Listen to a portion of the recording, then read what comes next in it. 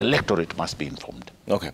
Let's switch gears now and talk about something else. And Honorable Mans, I'll start with you on this. The Azimio coalition is calling for civil disobedience against the Kenya Kwanza administration and wants Kenyans to actually boycott payment of taxes effective immediately. There are those who are saying, isn't that akin to economic sabotage? Well, the explanation to that was clearly given that it was actually like a measure to avoid this very expensive lifestyle. Like if it's somewhere you can go by foot, it was a proposal. Then walk. You don't have to fuel your car for that. If it is something which you can do to to avoid, using fuel. The total effect of raising the cost of fuel is raising the cost of living in the country. So this is, taxes have to be paid. And at no point, as Azimio said, taxes should not be paid.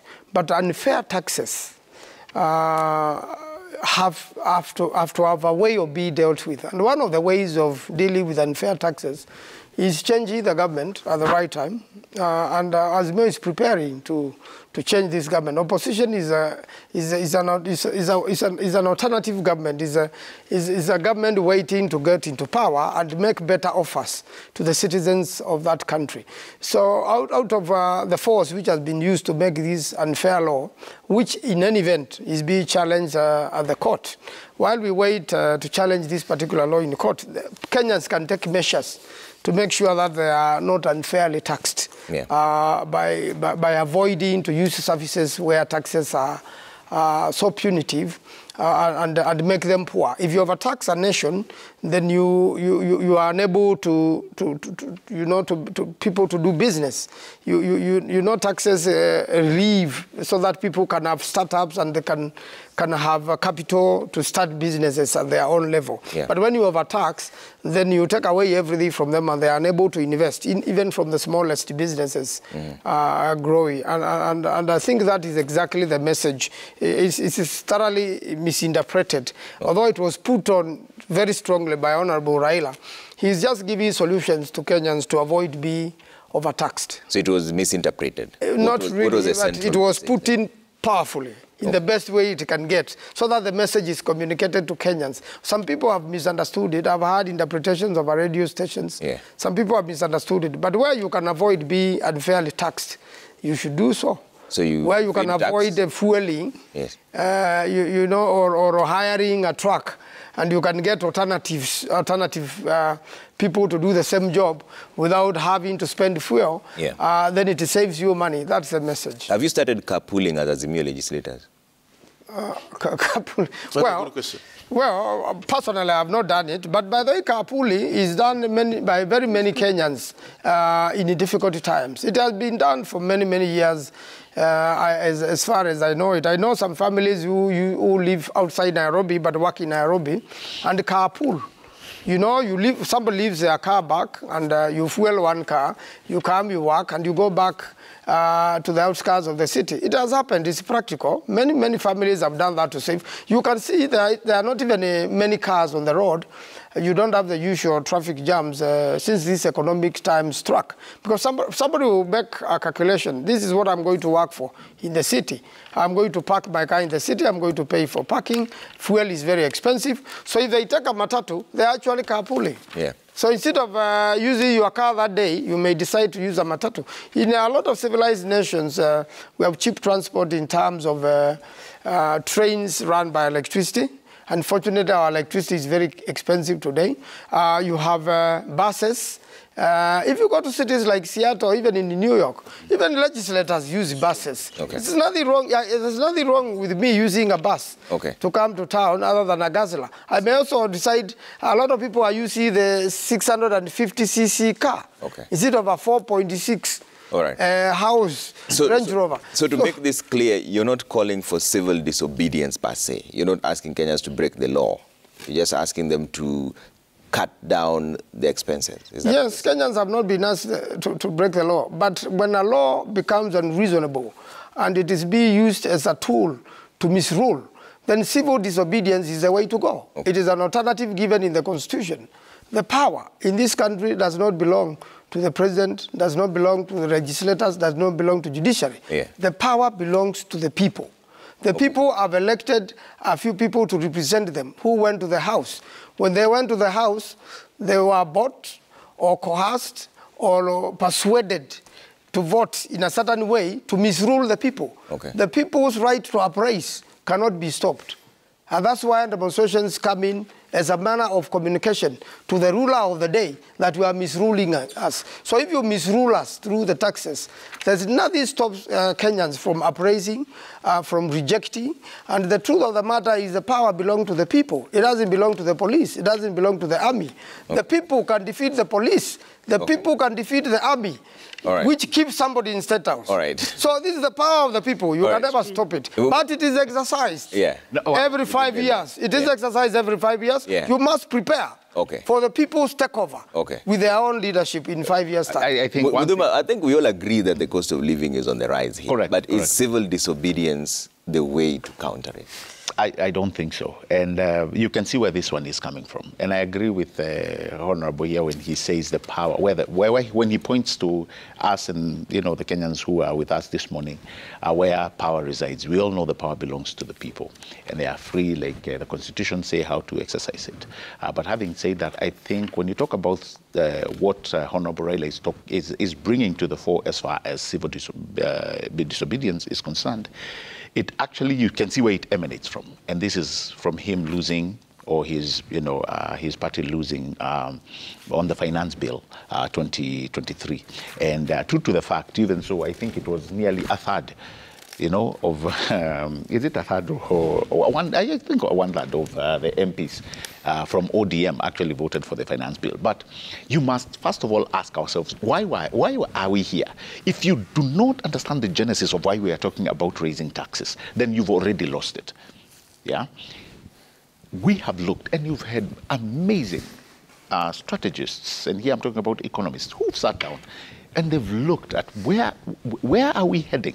Because the distinction that had to be made on the onset, Trevor, was, do we continue to borrow, or do we come into just a little bit, add on the taxation and spend? Because either way, something had to happen. We had to precede this environment that we are in. We cannot continue to borrow. That was actually the clarion call that everybody... In fact, Honorable Raila himself, I've not heard him saying that we should continue borrowing. But if we are not going to continue borrowing, what must we do? And I think that's where this issue of some people feeling it's going to be overtaxed, or they are going to be overtaxed, I think that's where the debate is coming from. Now, you have to realize that this is the very same party, and I'm afraid when people come up with such verbiage, this was the same party that at one point said, we are going to boycott certain goods and services. And actually, it drives you to wonder, why are we boycotting a company which you feel is associated to your political nemesis? And I think that is a very wrong attribute to apply anytime you are trying to show people there is grievances that need to be discussed. That's why I think I really felt somewhat off during the finance bill when I saw members of parliament walking out of the chambers. And it got me thinking, if we cannot explain to Kenyans why we need to just tie our belts a little bit and pursue delayed gratification and try to build a nation, how nations, the nations that we look up to, the Singapores that we keep talking about, if we cannot apply the principle of how they became great, but we are so quick to offer examples, then when will we ever catch up? Because I have never seen a country which can raise their hand and say, we prospered through borrowing. It has never happened. And by the way, if you look in our region, again, statistics are there. If we are to break the data, you will see that Kenya, we are among the countries that have not hit where most countries, some in Africa, on the level of taxation. You have some that have gone nearly close to 40%. We are not there yet. So as we have this discussion about taxation, the one thing that I've always commended, and I'm trying to push as many people as possible. Yeah. Let us have an honest conversation. Okay. Because that's the only way I think we can progress. All right. Honorable Ruku, speaking of honesty, do you agree that the cost of living is unbearable for Kenyans? Let's start from that basis. Yeah, true. The cost of living is high. Okay. But there is a reason why we are there as a nation. And we are lucky that we have a government which is doing all what it can to ensure that is properly addressed, and it's been addressed in a most responsible manner.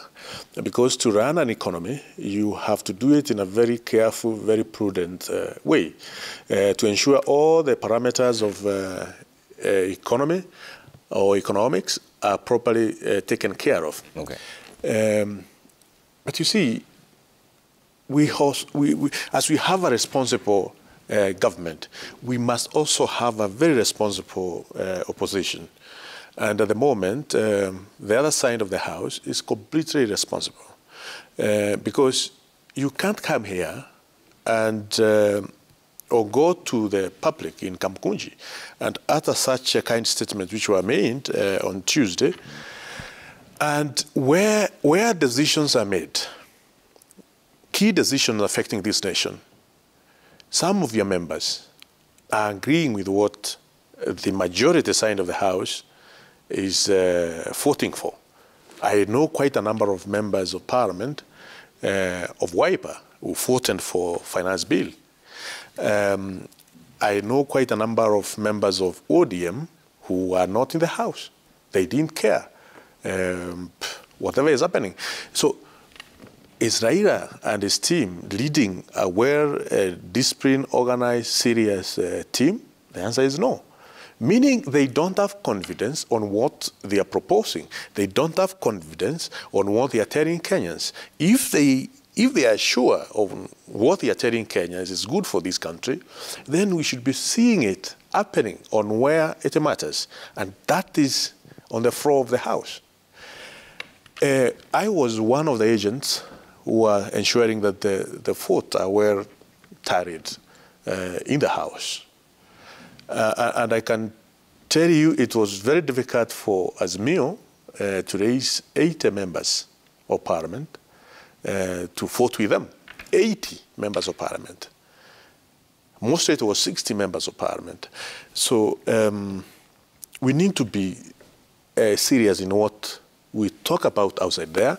Let's not whip emotions, as we have seen in most of the Azimio's rallies, and whipping emotions of the very poor members of our community to create false hope, okay, that it's only them who can give, good life, lower the cost of living. This should not be happening. Okay. Because we know very well that the Kenya Kwanza government has proper strategies to put in place. Just as my brother here said, Kenya is not one of those countries which have the highest tax revenue collection to GDP ratio. It's not one of those countries. I was here some time back, and we know we are around 14%, when other countries are way above 14% to GDP. So what we are saying is, as the finance bill now is a law, it's an act, let those funds collected from the public be properly utilized. Okay. Let me tell you, Kenya Kwanza members of Parliament will be the first to tell the president, in case any public officer, any minister, any PS misuses the public resources, that person must, hanged in one of the tourist streets in Uhuru Park. Because the law doesn't allow that, but I hope you're speaking figuratively. No. Even in Uhuru Park, there's no that thought. What I'm trying to say, is that anybody who misuses the public resources should be held accountable. Should be held accountable in a manner that has not happened in the past. That's why, as a House, in case there are laws which prevent or hinders Yeah. justice to be done to Yeah. taxpayers in a most appropriate manner, Yeah. then we should be in a position to amend those laws, Okay. so that we can be able to give the government, to Yeah. give the judiciary Yeah. laws which can be properly implemented in a more efficient and effective manner. Yeah. We don't want people to steal public resources and work in this town for 10 years. When cases are going round and round, we want you steal money within a year or even less than a year, your case is earned and it's determined. Okay. And Honorable Manzo, what is the end game to all this? Because many people say the government is already there, the finance bill was passed, this is going to be a law.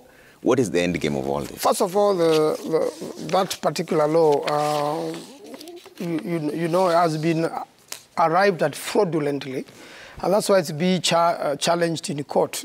It's already a matter, and if the courts find good reasons, then that law will be nullified, and people will go back to the drawing board. I want to say that the problem, and any nation which has arisen, whether you overtax or you don't overtax, corruption has to be found with. What has happened in this country?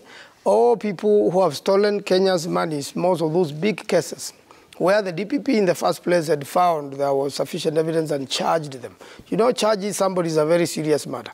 And then later on, utilizes a leeway is given by the Constitution, politically, releases all these cases. Then when will Kenya ever fight corruption? No one has really paid back the monies they have stolen in this country. The government has allowed them to get away with it. So the biggest problem in this country is corruption. If we can deal with corruption, even Kenyans will be happy to be taxed so that we can develop our country. But we are overtaxed, and then almost all the monies are stolen, misapplied, and goes to few people's pockets. I think that's where we need to get a balance done, and that's where Kenyans come in. Okay. It is their government. They're the ones who elected this parliament, which has now turned to be fraudulent. You know, a fraudulent parliament makes fraudulent law, and is defeating. So the people of Kenya must arise and bring in a government which is just government of the people. That is a very damning report on how that you sit in parliament. Yeah, which you also. I'm telling you, the current parliament is a rubber stamp for the executive. The constitution is not being applied properly. So you have no confidence in misrule. Even though Ruku says some of your members of parliament from your side simply decided to abscond. Some were bought. You know, that's where the fraud is coming. You are bought to keep away. It is fraudulent. So this finance bill has been arrived at fraudulently. And even the government itself has been formed fraudulently. So you have a fraudulent government in place, which, you know, all fraud through. So Kenyans need to go back to the drawing board by the next election to bring in a just government of the people, not a fraudulent government run by fraudsters. How do you have a government run by fraudsters? There's one thing I agree with Honorable Manzo, is corruption has to be dealt with. Okay. And I would, because we've all known for the longest that has actually been a very, very deep thorn in the flesh. Not only how to deal with it, but, and I keep telling people, Maheshimiwa, it's not that Kenya does not have a very strong penal code. No, people have just mastered how to get away with corruption. Yeah. And I think one thing I liked, and Manzo, here you have to give, even if you may not be holding fort for the president, here you have to give him total marks. When the president was sworn in as president, the first thing he did, which was unprecedented, the officers that are known to deal with corruption to the better extent, and here I'm talking about the National Police Service, the DCI, and the judiciary, were made financial independent. That, to me, signaled that, wow, we can actually move in the right direction. The issues of orders from above ended then, because now the police cannot claim that they are not going to follow Manzo or Gabriel because they don't have money. Yeah? They are well funded. The judiciary, same case, where a judge said you can't find him because he's doing what and what and what, that is long gone. Or our budget has not come in, that is long gone. So the fortifying of institutions that are mandated to fight corruption, just making them financial independent. I don't know whether people noticed what the president did, but that was a super huge blow that he gave to corrupt individuals. And the other thing which I also noticed he pushed is to ensure that now our good friends in Parliament can call any PS, they can call any CS, and that's why I agree with Mheshimiwa, that they can actually, even though we can use it figuratively, they can actually hang these people. Because let them come to Parliament. If there is money that has been lost, you first of all, not only before these institutions come to deal with you, Parliament should ensure that you pay. And here I'm not only talking about PSs and CSs. No Kenyan, and they'll tell you, whether it's in the streets or whether you meet them in a place where you are doing your enjoyment, any Kenyan Mheshimiwa will tell you they don't want their money misused by national government and by county governments. Yes. People are very clear. So I think the onus is not only to government, but also to the House. Help Kenyans to ensure that corrupt individuals are brought to book. And as we do so, I can guarantee you, even like Mheshimiwa is saying, if the taxes, people can feel the pinch, but they know that their taxes are going to good use, I trust you. I mean, we will have fewer cries. Okay. So let me bring up some feedback real quick and then see if we can get some quick closing remarks on the strangers in cabinet, if Ibra allows that, or you let me know if we run out of time completely. Let's see, Engineer Lazaro says civil disobedience is the last option if government can't listen or taking advantage of their tyranny of numbers to dictate unnecessary things and to lie. Okay? Right, yeah. Honest HSC. By refusing to pay taxes and civil disobedience, an oppressive government, individuals draw attention to the tax injustices and human rights violations being perpetrated both domestically and internationally, encouraging international scrutiny and intervention. Mogire Jasper says the question we should be asking our leaders and the top privileged 1% on tax is why the rest of us are the only ones asked to sacrifice. Why can't it start with them? Few allowances, cars, flowers, tea, trips. This is an important part that we'll touch on our closing remarks. Honest HSC, civil disobedience through boycotting taxes serve as a powerful tool to raise awareness about oppressive governments and their policies. It will draw attention to the issues at hand and prompts public discourse on the need for change. J.M. Musoma says civil disobedience is a common practice globally. Raila breaks no law by asking Kenyans to invoke their power when their rights to a quality and affordable livelihood is violated. We can't build a country by overtaxing our population. The cost of living is too high in Kenya. Magwa says they told us they are taxing us more because they don't want to borrow, but they borrow mercilessly. At the end, it's the less privileged Kenyans that end up suffering. Why don't they want them to demonstrate to show their dissatisfaction? Okay, let's see Okelo Mwalimu here saying that both KK and Azimio are a letdown in our quest to live bearable lives, whereas Kenya Kwanza is hell-bent on impoverishing populace through punitive tax measures. Azimio is a gullible outfit which easily gives in to KK's witness to call of demonstrations. Hustlers are on their own. All right. All right, let's take some quick final remarks on this conversation that we're having. Honorable Ruku, I'll start with you. So Trevor, my good friend, Senator, has mentioned that the government has around Kenya to, if there's corruption, there are cases, we'll never see the light of the day.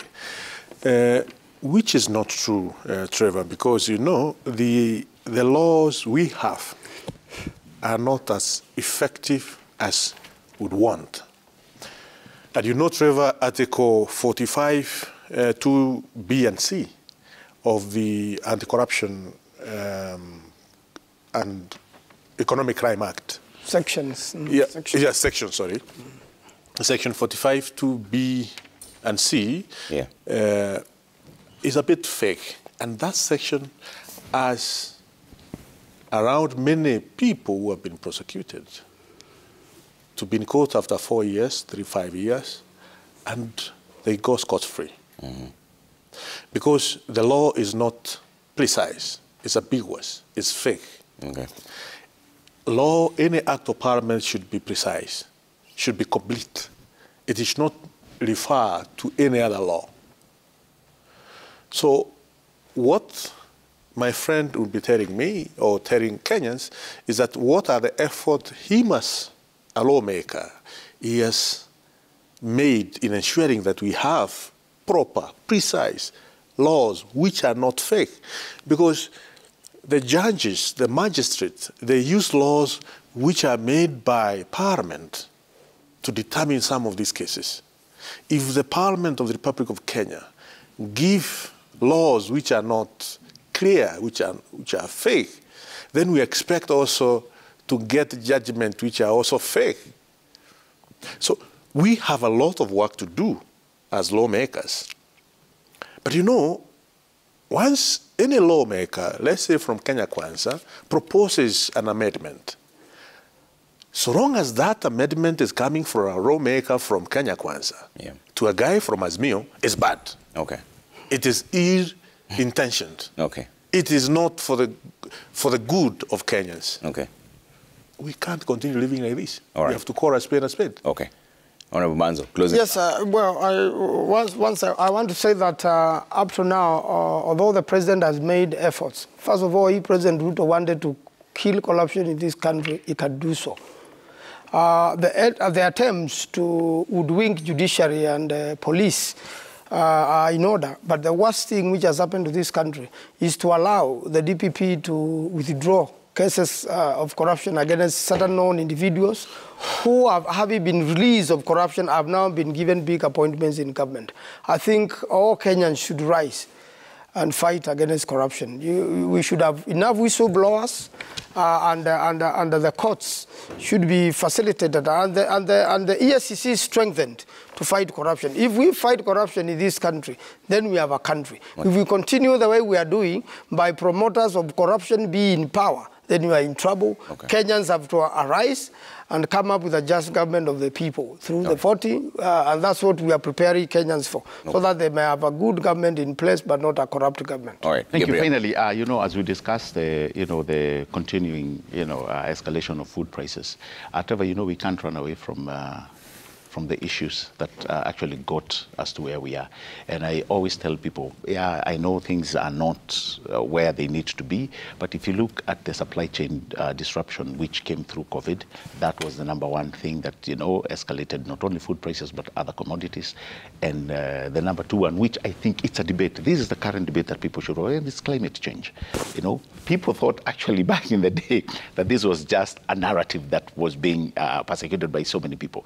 It is real. If you read the Geopoll, Heshimiwa, you will find some very scary statistics. They're talking a place like India, where rice production has gone low for the first time because of change of weather patterns brought about by climate change and greenhouse emissions. NASA actually talked about the decline of maize, it will go all the way 24% decline of the yield of maize by 2030.